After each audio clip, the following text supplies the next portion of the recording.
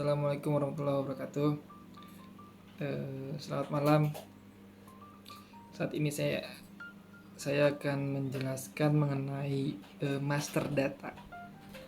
Sebelum masuk ke pelayanan, kita akan membuat dulu master data yang harusnya disiapkan oleh manajemen klinik atau pengelola klinik.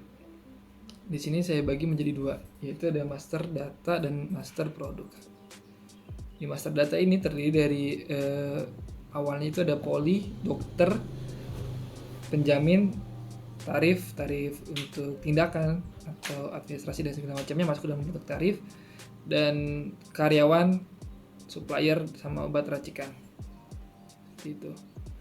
Nah, untuk yang kedua yaitu master produk, itu ada tambah produk, list produk, kategori, satuannya, pieces, box dan segala macamnya, terus merek dari obat itu, dan sama lokasi kayak gudang. Nah, terus selanjutnya ini kita mulai dari master data dahulu. Kita mengurutkan mengisinya dari master data dahulu. Di sini pertama ada poli.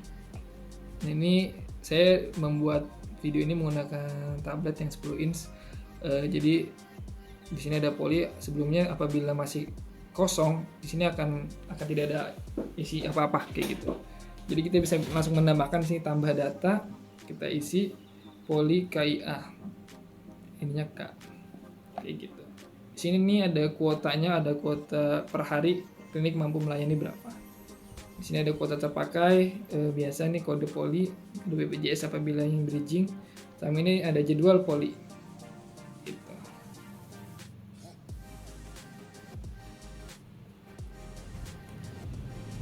Seperti itu. Nah, untuk selanjutnya, ini apabila ingin ganti nama, kita klik aja di bagian nama polinya. Poli gigi anak misalkan. Nah, seperti itu. Jadi bisa langsung kita klik di bagian nama poli. Untuk selanjutnya itu ada dokter. Nah, di sini dokter, sebelum kita input dokter, kita harus input dulu nama-nama karyawan yang terlebih dahulu. Sebelum masuk ke sana kita input buat nama karyawan. Nah, di sini contohnya. Nah, ini ada status aktif apabila karyawan masih berada di klinik, kita klik aktif. Apabila sudah keluar atau resign, kita klik nonaktif.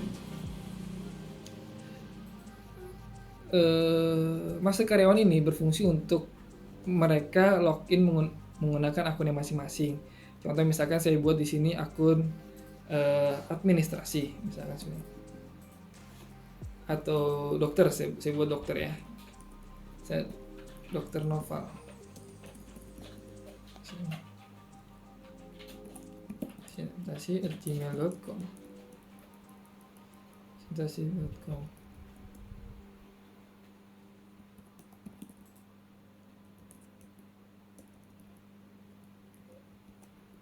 Nah, username-nya Dokter Noval 234. Tanggal lahir aja ini harusnya diisi ya. Nah, ini tanggal masuk karyawan, masuknya tanggal tahun kapan, bisa disesuaikan dengan kontraknya. Nomor teleponnya 0108. Ini statusnya di sebagai apa? Bidan, perawat, apoteker atau dokter. Klinik Azahra. Di sini aksesnya admin. Ya, Cilengsi. Nah, kita klik save. Gitu. Simpan. Di sini ada Dokter Noval, statusnya aktif. Nah, setelah kita nambah karyawan, nanti karyawan ini kita bisa langsung login menggunakan akunnya sendiri. Misalnya tadi username-nya Dokter Noval tambah password 134. Untuk nanti melakukan pelayanan sendiri gitu. Nah, ini dokter, kita inputkan lagi. Dia misalkan Dokter Noval itu ada di poli gigi. Dokter siapa? Dokter Noval. Nah, apabila dokternya sudah berada di poli gigi, nah misalkan Dokter Zara tadi sudah di poli gigi, sudah tidak akan bisa lakukan inputan, atau tidak bisa kita buat baru, kita save. Fungsinya master dokter ini untuk saat melakukan pelayanan di antrian poli. Karena dokter kita membuat sistemnya saling terhubung dan saling terkoneksi antara pendaftaran dokter dan farmasi. Jadi masing-masing unit kami harapkan bisa menggunakan device-nya sendiri-sendiri dan akses akunnya sendiri-sendiri. Penjamin, ini sudah kita buat sebelumnya. Apabila ada penjamin baru, misalkan kita tambahkan BPJS, B-nya 0. Nah, seperti ini. Ini aktif atau nggak aktif. Misalkan ini kita nonaktifkan. Oke, terus tarif. Ini tadi saya buat contoh konsultasi dokter umum pasien baru. Misalkan ini konsultasi dokter gigi. Dokter gigi. Poli gigi dan anak, harga tarifnya berapa? Kita buatnya 85.000. Terus penjanjian kerjasama dengan dokternya berapa persen? Kita buatnya misalnya 30%. Via asisten apabila ada kita buat misalnya 10%. Kita klik save. Nah, ini untuk tarif BPJS sama fee BPJS apabila ada tarifnya. Kita klik simpan. Nah, apabila kita ingin ganti namanya, kita klik aja di bagian sini. Nah, pasien baru, saya gigi anak, saya rapikan. Nah, kayak gitu. Setelah kita membuat poli, terus dokter, penjamin, nama tarif, selanjutnya karyawan dan sudah, lanjut supplier. Nah, supplier ini berfungsi saat kita melakukan pembelian barang. Nah, ini kita misalkan belum ada ya, kita buat lagi misalkan kimia farma. Nomor teleponnya 00. Emailnya apa? Wilayahnya di mana dia? Misalkan di Bogor. Alamatnya di mana?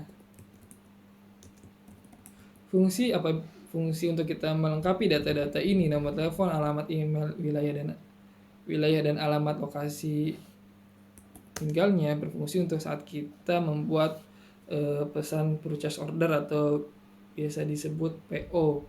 Jadi nanti kita buat from PO melalui sistem dan sudah langsung jadi kop suratnya atau surat pemesanannya yang nanti kita tinggal kirim atau forward saja ke supplier atau yang biasa kita beli obat.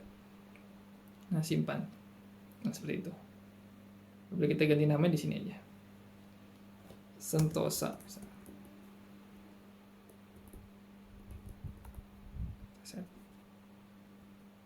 Oke. Selanjutnya yang terakhir itu dari master data yaitu obat racikan. Nah, fungsi obat racikan ini akan sedikit rumit ya karena ini berkaitan ngelink dengan master produk. Misalkan saya buat di sini racikan 1 dulu ya sampelnya. Kode racikannya 1. Nah, di sini berkaitan dengan racikan 1 ini kandungannya ada obat apa aja di dalamnya. Misalkan kita inputkan di sini paracetamol. Nah, karena kita belum masuk ke materi tentang input master produk, berarti ini kita lewatkan terlebih dahulu. Nanti kita lanjut lagi setelah kita masuk ke master produk. Kita diamkan saja dulu. Oke. Nah, terima kasih. Berikut tadi kita sudah belajar mengenai tentang bagaimana cara menginput master data untuk pertama kalinya. Kayak gitu. Cukup sekian tutorial yang pertama ini. Terima kasih yang sudah menonton. Wassalamualaikum warahmatullahi wabarakatuh.